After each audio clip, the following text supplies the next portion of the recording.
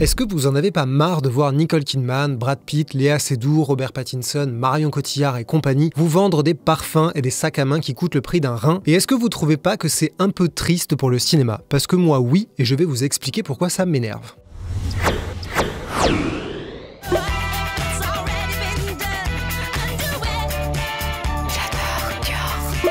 Salut, moi c'est Geoffrey et aujourd'hui c'est une vidéo un peu spéciale puisque je vais vous partager un point de vue sur un problème parallèle au cinéma. Peut-être que vous allez me dire que ça sert à rien, que c'est un faux problème et qu'on devrait être plus gentil avec ces pauvres gens riches qui ne demandent rien d'autre que de rester riches. Si c'est le cas, c'est pas grave, c'est très bien de ne pas être d'accord et surtout de se demander pourquoi on n'est pas d'accord. C'est d'ailleurs ce qu'on répète en boucle sur écran large. Quand je dis que je vais parler d'un problème, c'est très relatif, on est d'accord, ça ne m'empêche pas de dormir et je ne vais pas lancer un appel à manifester. Mais c'est un truc auquel je pense assez régulièrement. Quand je marche dans la rue et que je passe devant un abribus où la belle gueule de Robert Pattinson essaye de me vendre un parfum, quand je vois un magazine avec Nicole Kidman qui prend la pose au nom de je ne sais quelle marque, quand je suis sur internet et que je vois Zendaya ou Léa Seydoux me vendre un sac à main ou une fringue qui coûte l'équivalent de 5 loyers parisiens, quand je vais au cinéma et que Margot Robbie ou Nathalie Portman débarquent à l'écran dans une pub pour un truc de luxe, à chaque fois je me demande pourquoi ces stars font-elles ça? Oui, je vais employer le mot star, même si c'est moche, parce que là c'est vraiment le sujet. Les stars, pas les artistes, les acteurs ou les actrices,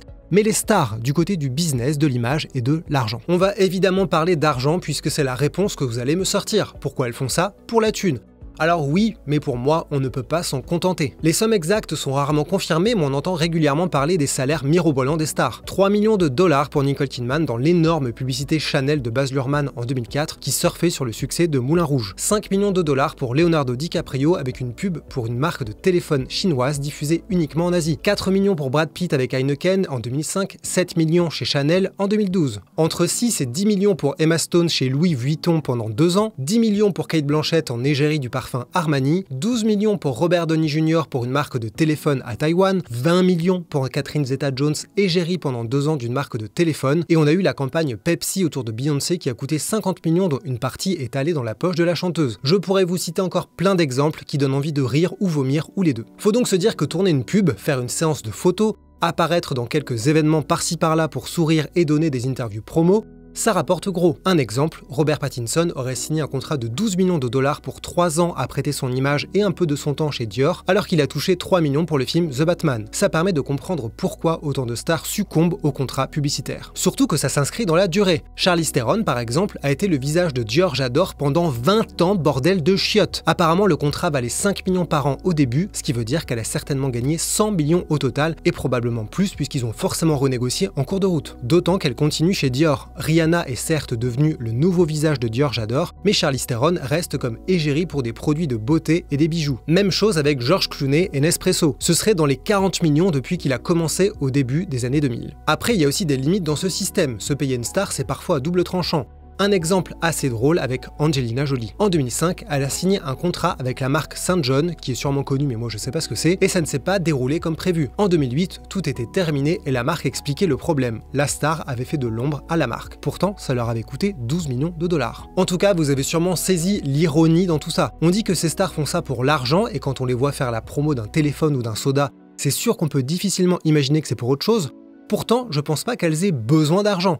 Et c'est d'autant plus grotesque quand on parle de stars qui tournent énormément de films à côté. C'est là que je vais rappeler une grosse différence entre la star qui tourne la pub et les cinéastes derrière la caméra. Parce qu'il faut avoir en tête que David Lynch, Martin Scorsese, Wong Kar-wai, John Cameron Mitchell, Baz Luhrmann, Terrence Malick, Spike Jonze, Alejandro González Iñárritu ou encore Sofia Coppola y sont tous passés. Mais pendant qu'un de ces réalisateurs ou réalisatrices peut passer des années à développer un seul film sans garantie qu'il se fasse, une star a le temps de tourner 10 films. Et toucher 10 gros salaires puisque là encore on parle d'acteurs et actrices grassement payées, et c'est pour ça que je parle de stars dans cette vidéo. Alors ok, je veux bien croire que ça les motive à faire une pub si ça leur permet de bosser parfois avec des cinéastes de renom, mais là encore, ça n'explique pas tout, pour moi en tout cas. Pour illustrer ça, je vais citer Eva Green qui répondait à une question sur ses contrats publicitaires dans une interview avec le magazine Numéro en 2018. Elle expliquait qu'elle avait conscience du risque d'avoir une image de mannequin qui allait potentiellement faire du mal à sa carrière d'actrice, mais elle expliquait l'autre raison de faire des pubs. Elle disait que grâce à l'argent gagné avec Dior, elle pouvait se permettre de refuser des rôles qui ne lui plaisaient pas. Faire des pubs plutôt qu'un mauvais film, c'était le luxe qu'elle pouvait se permettre. Ça, par exemple, je peux comprendre, je respecte. Surtout quand je vois Eva Green jouer dans des films comme White Bird de Greg Araki Rocky ou le western de Salvation. Après, il y a des exemples un peu hors normes, comme George Clooney qui disait utiliser le plus gros de ses salaires Nespresso pour surveiller par satellite le dictateur du Soudan Omar el-Béchir, finalement renversé en 2019, mais bon, on va dire que ça, c'est un cas un peu spécial. Parce que quand je vois Cate Blanchett dans Borderlands, Brad Pitt dans Bullet Train ou Nicole Kidman dans 15 séries chaque année, j'ai du mal à me dire que les pubs leur ont permis de bien choisir leur rôle. Et Nicole Kidman est malheureusement un très bon exemple. Je l'aime beaucoup, elle a été centrale dans ma cinéphilie, c'est pas contre elle, elle a une carrière passionnante, je regarde à peu près tout ce qu'elle fait, mais quand je la vois dans 3 films et 3 séries en l'espace d'1 an, et qu'en plus je dois la voir dans une publicité qui va capitaliser sur son image et donc son travail d'artiste, je ne peux pas m'empêcher de trouver ça un petit peu triste. Les marques n'achètent pas simplement un corps et un visage, elles achètent l'aura de l'artiste et se payent tout l'imaginaire qui va avec. La Julia Roberts que Lancôme achète, c'est celle que plein de gens adorent au cinéma. Même chose avec George Clooney qui vend son foutu café depuis 20 ans. Je parlais de Nicole Kidman, mais ce n'est absolument pas la seule dans ce cas. C'est même la norme dès qu'un acteur ou une actrice émerge, gagne des points de respect, s'approche d'un Oscar, bref, dès qu'on peut parler de stars. On a de grandes chances de les voir chez Chanel, Dior ou je ne sais quelle marque. Dernier exemple qui m'a marqué, Margot Robbie et Jacob Elordi dans une pub Chanel numéro 5, mise en scène par Luca Guadagnino, le réalisateur de Call Me By Your Name et Challengers. Et c'est encore plus étrange quand on sait que les deux acteurs vont jouer ensemble dans la nouvelle adaptation des Hauts de Hurlevent. On aura eu une sorte d'avant-goût de leur rencontre romantique dans une publicité. Ce qui me gêne là-dedans, c'est que pour moi, un acteur ou une actrice devrait être une sorte de page blanche où les personnages peuvent exister librement et simplement. C'est bien sûr une utopie.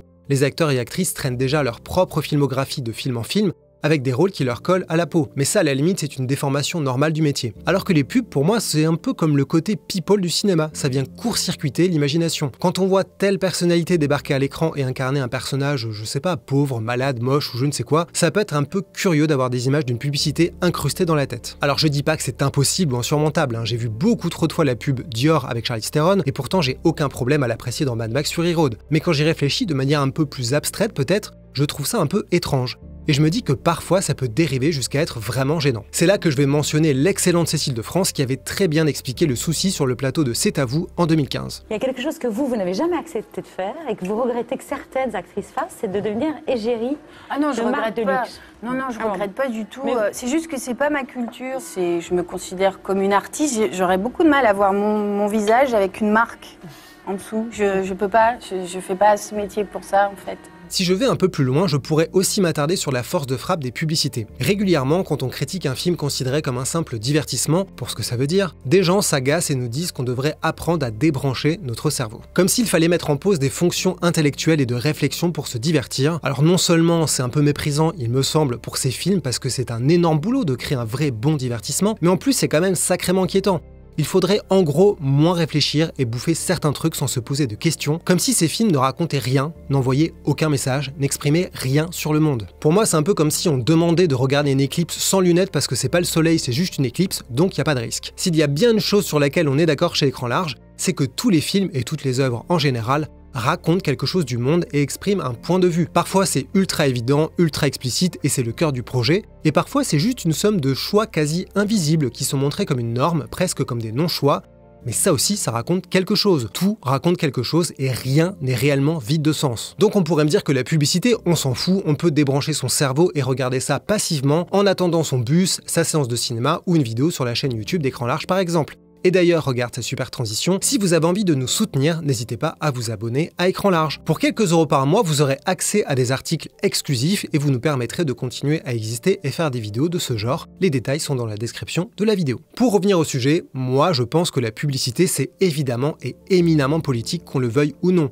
Et notamment pour les stars qui jouent le jeu. Choisir d'accoler son nom, sa carrière et son art à une grande marque en échange de millions de dollars pour servir de tapisserie marketing de luxe, ce n'est pas anodin et ça participe à brouiller les lignes et créer des situations un peu cocasses. Par exemple, Marion Cotillard. En tant qu'actrice, elle est payée pour faire croire qu'elle est une employée dans l'entreprise de panneaux solaires dans le film 2 jours, 1 nuit des frères Dardenne, même si dans sa vie privée, elle passe peut-être ses vacances sur un yacht et prend une douche au champagne avant l'apéro. Ça, c'est son travail. Mais en tant que citoyenne, ses prises de parole sur l'écologie, tout à fait légitimes, ne sont-elles pas un peu comiques à côté de ses contrats de femme sandwich pour des marques de luxe? Par exemple, pendant les 9 années qu'elle a passées chez Dior entre 2008 et 2017, l'entreprise a été pointée du doigt par Greenpeace pour l'utilisation de produits toxiques relâchés dans l'environnement. Sachant que Marion Cotillard porte souvent la parole de Greenpeace à travers le monde depuis 2001.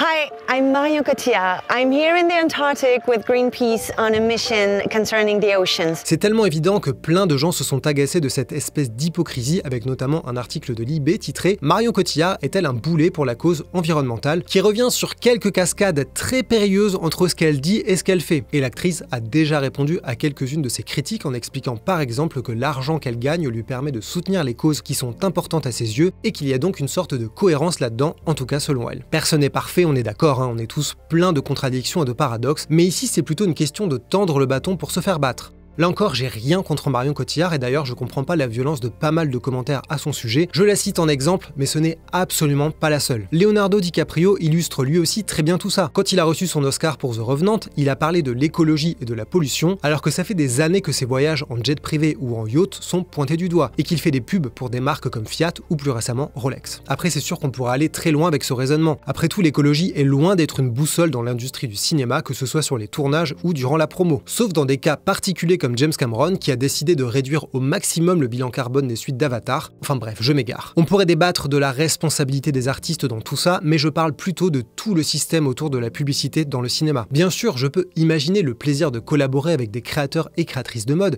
et porter de belles fringues sur les tapis rouges. Mais je peux aussi me demander pourquoi des acteurs et actrices acceptent d'être réduits à des stars publicitaires. Être payé 5, 10, 15, 20, 30 millions de dollars pour un film, c'est une chose et c'est déjà aberrant à tous les niveaux. Mais à la limite, en étant dans le déni, on peut se dire qu'au moins ça débouche sur une forme d'expression artistique ou que c'est au moins au service d'une industrie tournée vers la création, le partage et le grand public. Mais la vulgaire publicité, elle, n'a qu'un seul but, vendre. Elle peut se cacher derrière l'art en se payant des artistes et en les agitant comme des marionnettes, mais c'est un peu comme du fond de teint sur une sale gueule. C'est une couverture et c'est presque encore pire. Est-ce que ça veut dire qu'il n'y a pas d'art chez ces marques de luxe ? Non, plein de super artistes travaillent pour ces entreprises et d'ailleurs plein de films relèvent plus du business que de l'art. Mais mon souci avec ça, je crois que c'est plutôt justement la notion d'argent. Quand on parle de choses qui coûtent des centaines ou des milliers de fois plus cher qu'une place de cinéma et qui sont montrées dans des défilés réservés aux élites ultra riches, il y a, selon moi, une légère différence dans le rapport aux gens, à leur portefeuille et à leur imaginaire. En fait, c'est ça qui me dérange. En jouant le jeu de ces marques, les stars participent à cette douteuse industrie du rêve qui transforme un sac à main hors de prix en objet de fantasme. Elles contribuent à salir une certaine idée du cinéma et à faire pencher la balance un peu plus vers le business que l'art. Et elles donnent des raisons de les regarder et de les traiter comme des stars, justement. Parce qu'on connaît tous quelqu'un qui a décrit Charlize Theron comme la meuf de Dior J'adore, plutôt que l'excellente actrice de Monster, Young Adult ou Mad Max Fury Road. Il y a quelque chose d'un peu gênant pour moi là-dedans, et d'ailleurs j'ai été vérifié dans le dictionnaire ce que pornographie voulait dire. C'est la représentation de choses obscènes. Si je prends en compte les monstrueuses sommes en jeu dans ces publicités, j'ai envie de dire que ce cirque avec les stars et les pubs, c'est une forme de porno, dans le sens où l'étalage de richesse et de cynisme est effectivement obscène. Après, c'est sûr qu'il y a quelque chose d'assez fascinant et vertigineux là-dedans. Est-ce que vous avez vu le film The Island réalisé par Michael Bay? Parce que moi, oui, beaucoup trop de fois pour les compter, même si je sais que c'est un mauvais plagiat de L'Âge de Cristal, un film de science-fiction des années 70. Il y a une scène que je trouve assez géniale dedans. C'est ce moment où Scarlett Johansson se retrouve face à Scarlett Johansson. What? Je m'explique. Dans The Island, on découvre que les héros sont en réalité des clones de gens riches et notamment de stars hollywoodiennes qui existent uniquement pour servir en cas de grossesse, de don d'organes ou autre. Scarlett Johansson joue la clone d'une célèbre mannequin et elle finit par s'échapper et découvrir le vrai monde. Et dans la rue, entre deux scènes d'action, elle tombe nez à nez avec elle-même dans une pub Calvin Klein géante. Publicité que la vraie Scarlett Johansson avait tournée avant de faire The Island. J'espère que vous avez suivi. D'un côté, c'est l'un des pires placements de produits du monde, mais de l'autre, c'est peut-être l'un des plus malins. Parce que là, pendant un instant un peu bizarre, l'actrice Scarlett Johansson croise le regard de la star Scarlett Johansson. L'artiste est confronté à son reflet mercantile. Elle regarde hébétée cette chose désincarnée qui vend un parfum en ayant le même visage qu'elle. Et ça l'empêcherait presque de faire son travail d'actrice puisque cette pub posée dans le décor provoque une pause dans le film, un peu comme un bug dans la matrice. Je me demande si c'est ça que ressentent Robert Pattinson, Léa Seydoux, Nathalie Portman, Margot Robbie et toutes ces stars face à leur reflet, elles qui sont à la fois des acteurs et actrices de talent, et des femmes et hommes sandwich. Je me demande aussi si Michael Bay et Scarlett Johansson avaient conscience de raconter quelque chose d'aussi génial avec cette scène dans The Island. Bref, je me demande beaucoup de choses, parfois intéressantes, parfois moins, mais si vous m'avez suivi jusque-là, merci, et à mon tour de faire de la publicité en vous invitant à aller voir ma vidéo pleine d'amour sur AI, intelligence artificielle de Steven Spielberg. Aucun rapport, mais j'ai adoré la faire, donc je vais pas perdre une occasion de la remettre en avant. Merci de m'avoir écouté déblatérer sur un sujet un peu différent des sujets habituels, n'hésitez pas à donner votre avis dans les commentaires parce que j'ai simplement effleuré cette vaste question. Et en attendant, je vous dis à bientôt.